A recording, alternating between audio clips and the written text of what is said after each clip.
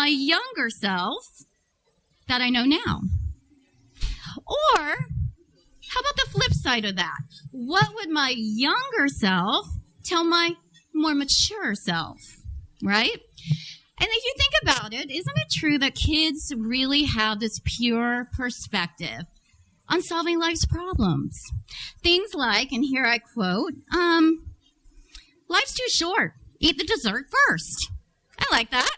What about, if the shoe fits, buy it in every color? Yes. I love this one.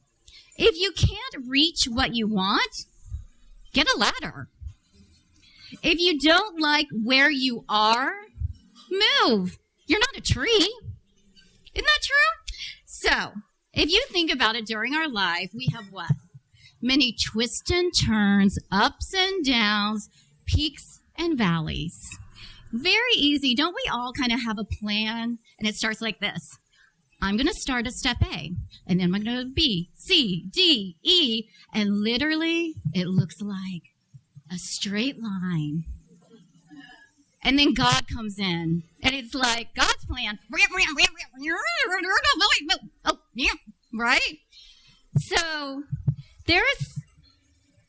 I think this is really important, and this is the theme today. Not only do I want you to have a summer of fun in the sun, sand between your toes, but let this be the summer of surrender. Because I think it's so true that we have powerful women in this room, and we all have dreams, we all have a vision. But how not to hold on to that vision so tight that you don't allow it possibly to take another form or to expand into another direction. Now, I like to think of it that there's a spectrum, okay? One end is what I call mayhem. And mayhem is chaos. Mayhem is like when you're driving along and you turn on the radio and there's static, right? And you hear that voice. So you hear your inner voice, but there's so much chaos and you don't know what it is you want, and it's a static. So you don't get clarity. Now then on the other end of the spectrum is manipulation. And manipulation is when you want something so bad, you manipulate and you force yourself to get it. And what happens is you compromise your intuition, you sacrifice your better judgment, and you start to operate from desperation instead of inspiration. And from both of those places, it's fear. That is what those two have in common. And I break down fear like this. False evidence appearing real. And that's fear. And that is when the why me's come up. That is when the how can I? And I want this to be the summer that you turn those why me's into why not me. Those how can I's into how will I, and watch me, right? So I think it's really important to think about if you're in mayhem or if you happen to be in manipulation, you're in a state of resistance. And with resistance, there's not allowing. And that is why many times, I'll speak for myself, you keep getting the same results over and over and over and over again. Because what you resist persists. So it's really, really challenging. But there's a sweet spot in the middle. And that sweet spot is manifesting. That sweet spot is from the place of surrender. Knowing that there's a higher power, knowing that there's a higher purpose, a higher plan. And even though you physically can't see it, you believe it is happening.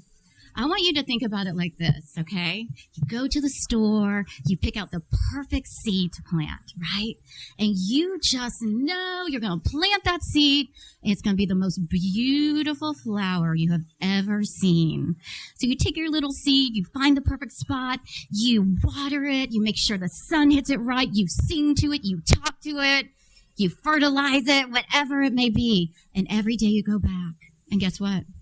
There's nothing. There's just dirt. And you go back, and you go back, and every day your patience just gets a little bit more thinner until one day you say, you know what? I'm done. And you walk away. But little did you know, in the moment of walking away, underneath the dirt, what you physically can't see was that little sprout coming up, and it was just about to break through the dirt and grow into that most beautiful flower, but you stop nurturing it. And that is what faith manifest requires. It's what you physically can't see, but knowing and believing it is going to happen. Now, have you ever held on to something so tight that literally your hands hurt? Like, think about when you were young and you're playing that game of tug of war and, like, you had the rope burns. Or for me, the first time I rode a roller coaster at Dollywood with my daughter, there's a picture of me on Facebook like this. And literally my hands hurt so hard from grasping. Manifesting surrender requires you to loosen the grip. To loosen that grip enough to stay true to your vision, to stay true to your dream, yet at the same time be open to allowing, to see where the road may take you. And many times it's even better than what we could imagine. I mean, how many times have you looked at something you thought, oh my gosh, thank you that didn't work out, because I now know something better is around the corner. Like my relationship, just saying, like many things in my life. But I think we've all had those experiences. Thank goodness that didn't work out. I'm so glad. Now, I've been in the entertainment business since I was 6 years old, and I grew up in the music business. So I don't get starstruck much. I really don't. But there was one time I was starstruck. And this will go into the tools that I believe everyone should have. First of all, number one tool for me is prayer and meditation to surrender. Number two is, and I'm going to get to this story, it's the time I was starstruck, I was asked to MC an event in New York City. And I got to introduce a woman whose teaching had such a profound impact on my life. And her name is Dr. Brené Brown. I don't know if you're familiar with her. Yes. She's amazing. You should look her up, Brené Brown. So she's an author and a speaker. And she spoke that night about her TED Talk that went viral. And to this day, it is still one of the most viewed TED Talks of all time. And before it went viral, she was a researcher. That's what she did. So she was never in the public eye. So this thing goes viral. And of course, accolades after accolades after accolades. But then there were other comments about her appearance, her weight, her clothes, her wrinkles, her voice. And at first, it crushed her. And I can relate as a TV host. I mean, who wants to, read those things? But then she said, you know what? I'm in the arena. I've rolled up my sleeves, right? Blood, sweat, and tears. So one of my favorite quotes is from Rumi, and it says, "The wound is the place where the light enters you." So look at the light. And remember, be in the arena, be there for each other, and really make this a summer of surrender. So you have many seasons of joy, happiness, fulfillment, and freedom. Because it's summertime and the living is easy. But very good. So thank you, ladies, so much. I'm really grateful. And thank you, Lisa and Brooke. And come talk to me. So thank you so much. I appreciate it. So have fun, eat, drink, and be merry.